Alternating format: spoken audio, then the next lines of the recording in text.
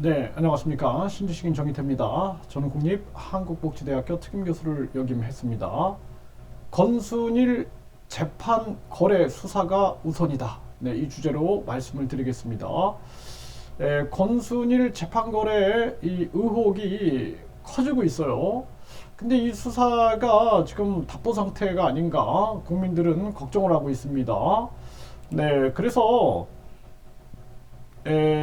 이러한 부분들에 대해서 많은 지금 언급이 나오고 있어요. 네, 김만배, 권순일 재판거래 의혹 재점화 50억 클럽 수면 위로, 네, 한겨레에서 보도하고 있고요. 채널A에서도 김만배, 권순일의 언론사 회장직 제안, 이런 얘기가 나오고 있고, 또 김만배, 권순일 내세워 언론사 인수시도, 네, 이러한 기사도 나온 바가 있습니다. 네, 국민일보는 남욱 김만배 왈 권순일의 부탁 이 재판 뒤집혔다, 이렇게 진술을 했다라는 거죠. 근데 이러한 부분들에 대한 의혹이 너무나 크게 나타나고 있는 그러한 상황이기 때문에 이 수사가 우선시 돼야 된다라는 것입니다. 중앙일보는 이재명보다 권순일 수사가 먼저다. 네, 최민우 기자가 이러한 글을 썼어요. 사실 이 국민들 입장에서 봤을 때도 이 문제에 대해서는 너무나 의혹이 큰 거죠. 네, 의혹이 크기 때문에 이 부분에 대해서는 철저하게 수사를 해야 한다. 그래서 여기 기사에 보면은 이 대표가 대통령이 되면 권 전 대법관이 대법원장이 될 거라는 추측이 무성했고, 그리고 이 의혹이 하나둘 드러났다라는 거죠. 네, 화천대유 대주주 김만배 씨가 이재명 무죄 판결을 전후에 동향 지인이라 가끔 전화하는 사이였던 권 전 대법관을 8번이나 대법원 청사로 찾아가 만난 사실이 밝혀졌다라는 거고요. 그리고 대법원 전원 합의체로 넘겨진 바로 다음 날에는 무죄 취지 판결이 나온 다음 날 김 씨는 권 전 대법관을 찾아갔고, 그리고 이재명 성남시장이 베푼 특혜로 수천억 원을 챙긴 김만배 씨가 권순일 전 대법관에게 로비했고, 그 결과 이재명 무죄라는 답례품이 돌아온 게 아니냐는 재판 거래로 볼만한 합리적 의심이 구체화되는 순간이다라는 거죠.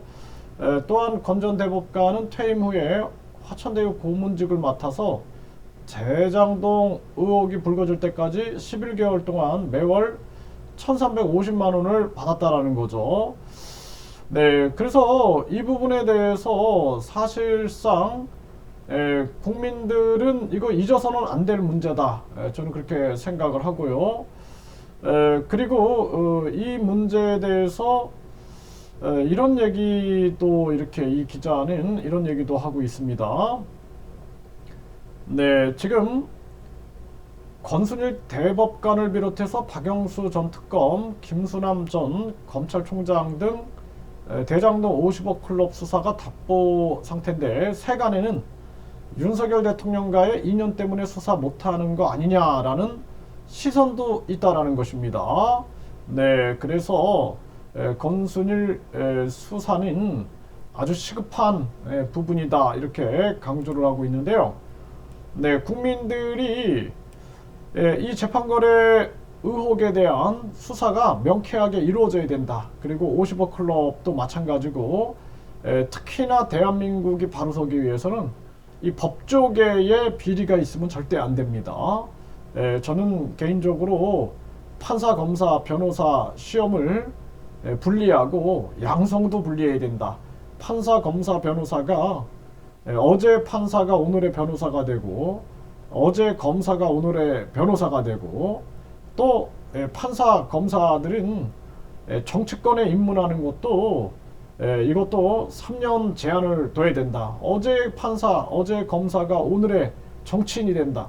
이건 말이 안 되는 거죠. 그걸 누가 정치검사, 정치판사라고 생각을 안 하겠습니까? 아예 판사 검사들은 정치권에 기웃대서도 안 되는 거죠. 그냥 판사의 정신, 검사의 정신을 지켜야 되는 거고, 특히 재판을 할 때는 뭐 어제 판사가 오늘의 변호사가 돼서 법정에 들어가면은 후배 판사들이 재판 제대로 하겠습니까?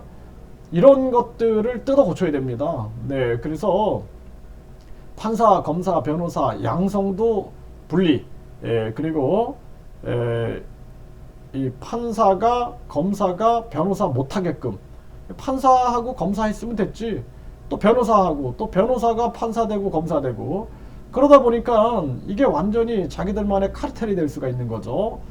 그래, 이러한 부분들에 대해서 국민들이 분명하게 목소리를 내야 되고, 권순일 재판 거래에 대해서는 수사를 계속 국민들이 촉구해야 된다, 이렇게 말씀을 드립니다.